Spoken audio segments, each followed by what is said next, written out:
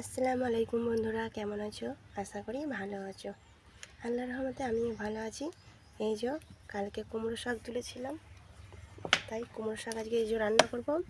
প্রথমে সেদ্ধ করে নিয়েছি নুন হলুদ দিয়ে ভাপ সেদ্ধ করে পানিটা ফেলে দিয়েছি। এবার এই যে তেল দিয়ে দিয়েছি কিছুটা, এবার ফোড়ন দেব শাকটা। তাহলে চলো কী কী দিই তাহলে দেখো। এই যে 5 ফোড়ন আর শুকনো লঙ্কা দিয়ে দিলাম। তারপর একটু পেঁয়াজ কুচি দিয়ে দিলাম।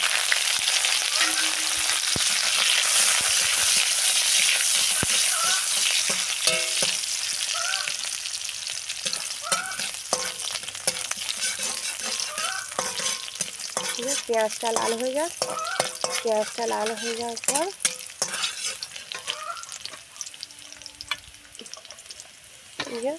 একটু গোটা জিরে, গোটা জিরেও দিয়ে দিলাম। বন্ধুরা, আজকে রান্নার সময় চলে আসলাম তোমাদের সঙ্গে, রেসিপি ধরতে পারো বা আমি জাস্ট তোমাদের সঙ্গে শেয়ার করছি। এখানে পেঁয়াজটা একটু ভাজা ভাজা হয়ে গেছে। এবার রসুন কুচিটা দিয়ে দিলাম।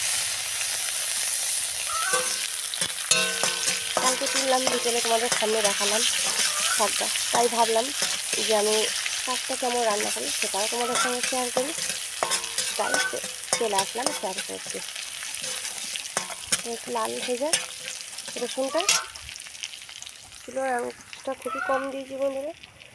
চুলোর রান্না তো কাঠে আমার রান্না, কেন ভাজা ভাজা হয়ে যায়। রান্না করতে করতে বাঁদর চলে এসেছে, তাই ভয়ে আমি ঘরের মধ্যে ঢুকে পড়েছি। এই যে দেখো একদম চাবি আটকিয়ে, আর ওই যে চলে আসলে রান্না, কী যে হবে এই ভয়। চলো বাঁদরটা গেছে কি দেখি একবার। আমি একদম ভাবতে পারিনি বন্ধু যে বাঁদরটা হঠাৎ চলে আসবে। বাঁদর আমার খুব ভয় লাগে। আমার মুরগিগুলো চিল্লাচিল্লি করছিল, তো আমি ভাবছিলাম হয়তো বিড়াল টিড়াল দেখেছে বা কিছু দেখেছে, কিন্তু বাঁদর দেখেছে আমি আর খেয়াল করিনি। যে তাকালাম যে এত কিছু থাকছে, তখন গিয়ে দেখলাম, তখন ভাবলাম যে তাহলে আমার বাঁদরই এসেছে তাই চিল্লাছে। সেখানে ভয়ে আমি ঘরে চলে গেছি, তালা বন্ধ করে দিয়েছি। আমার খুব ভয় লাগে বন্ধুরা বাঁদর। আবার বাড়িতে কেউ নেই যে বাঁদরটাকে তাড়িয়ে দেবে, যাই নিজে নিজেই চলে গেছে, ভালোই হলো। আমার জানটা আর নেই আর। চলো এবার শাকটা দিয়ে দিলাম। এবার শাকটা সুন্দর করে ভেজে নিই। এইভাবে আমি রান্না করি বন্ধুরা। এইভাবে তোমরা রান্না করবে, খুব মজা হবে। শাকটা আগে সেদ্ধ করে পানিটা ফেলে দেবে, কারণ কুমড়োর পাতা তো, কুমড়োর শাক একটু খসখসে হয় আর একটু কেমন একটা ঘ্যান থাকে, সেই ঘ্যানটা চলে যায়। এই জন্য পানিটা ফেলে দেবে, তারপর এরকম ফোড়ন দিয়ে ভাজি করবে। কোনো দিন কেউ যদি একবারও না খেয়ে থাকো, এভাবে ট্রাই করে দেখবে একবার। তাহলে চলো ভেজে নিই। যে বন্ধুরা আমার শাকটা হয়ে গেছে, এবার নামিয়ে নেব। এই শাকটা হতে একটু টাইম লাগে, বেশি লাগবে না, হালকা টাইম। অন্য শাক যেমন টাইম লাগে, তার থেকে এটা একটু বেশিতে টাইম লাগে। এই যে আমার এই যে রান্নাটা হয়ে গেছে, চলো নামিয়ে নিয়ে পরবর্তী রান্নাগুলো সেরে তারপর তোমাদের সামনে আসছি। এই দেখো বন্ধুরা, আসিফ ঘুম থেকে উঠে পড়েছে। এই যে ঘুম থেকে উঠে বলছে যে কি খাবে আসিফ? বলছে আঙ্গুরের রস। যাই হোক, ও ছোটো ছেলে জানে না বন্ধু, যেমন পেরেছে জানে, যেটা পেরেছে সেটাই আমার ছেলে বলেছে। ওটা আঙ্গুরের জুস। হ্যাঁ, এই যে বন্ধুরা, তাই এই যে আঙ্গুর কাটতে বসে গেছি। এই যে আঙ্গুরটাকে কাটছে, আর একটু নেবো। মানে মুখটা দেখো বন্ধুরা, এই 3-4 দিন এনেছে না, মুখগুলো কেমন একটু লাল লাল হয়ে গেছে, পচা পচা হয়ে গেছে। এই জন্য এগুলো কেটে ফেলে দিয়ে এই যে ভালোগুলো নিয়ে ধুয়ে এটা জারটার মধ্যে জুস করব। তাহলে বন্ধুরা আমি জুসটা বানাই, কি বলো? তারপর আসছি। এই যে বন্ধুরা আঙুরটাকে ভালো করে যে ধুয়ে নিয়েছি, এবার এই জারে দিয়ে নেবো মিক্সার বলে।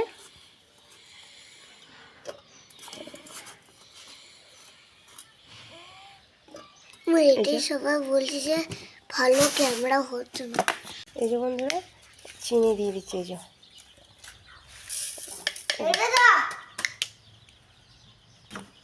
এই যে বিট লবণ দিয়ে দেবো। একটু লেবুর রস থাকলে ভালো হতো, লেবুর রস নেই সেই জন্য দিতে পারলাম না। এই যে 1 মগ পানি দিয়ে দিচ্ছি।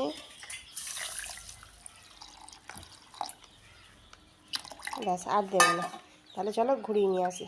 এই যে দেখো বন্ধুরা আমার জুসটা হয়ে গেছে, আর আসিফ খাওয়ার জন্য ছটফট করছে।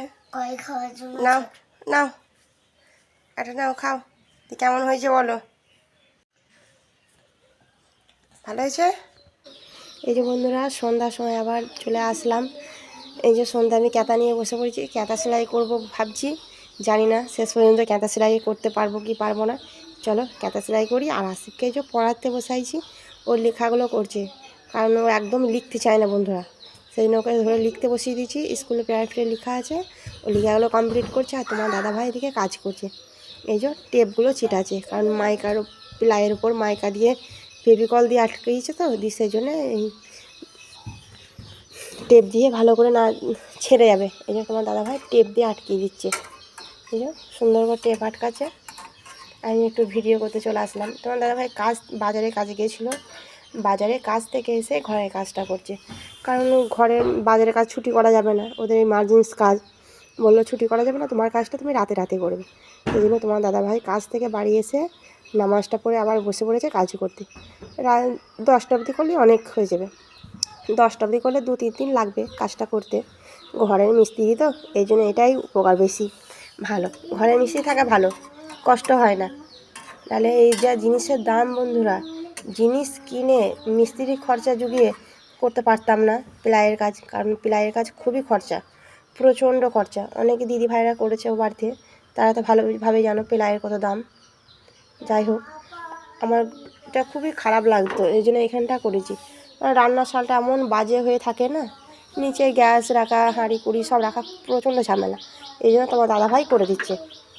এই জন্য তোমার দাদাভাই করছে এদিকে কাজ, আর আসিফ এদিকে লেখা করছে। ওর এখনও লেখা হচ্ছে না, এত লিখপিটে আসিফ, এত আস্তে আস্তে লেখা, প্রচণ্ড আস্তে আস্তে লিখছে, সেই জন্য দেরি হচ্ছে। আমি একদিকে তোমার দাদাভাই ক্যামেরা করতে যাচ্ছি, একদিকে একে পড়াতে আসছি, আমাকে এখন এইভাবেই করতে হচ্ছে।